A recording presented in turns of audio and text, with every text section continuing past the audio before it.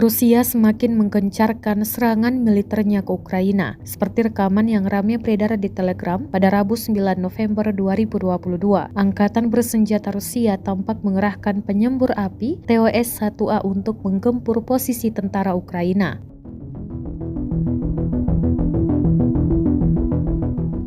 Dalam keterangan unggahan disebutkan penyembur api dari Rusia dipakai untuk membakar posisi angkatan bersenjata Ukraina. Pasukan Rusia melakukan pukulan membara pada nasionalis Ukraina yang bersembunyi di tempat penampungan yang dalam. Pekerjaan tempur kru dilindungi oleh kelompok keamanan yang mengintai area terlebih dahulu dan menemani penyembur api.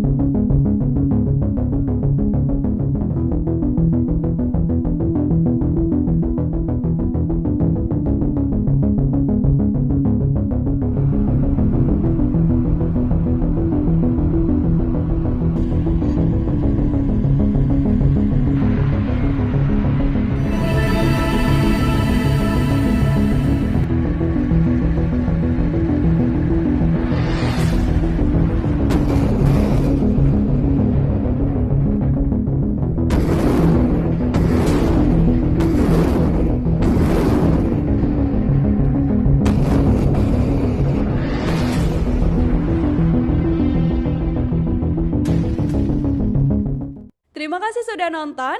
Jangan lupa like, subscribe, dan share ya.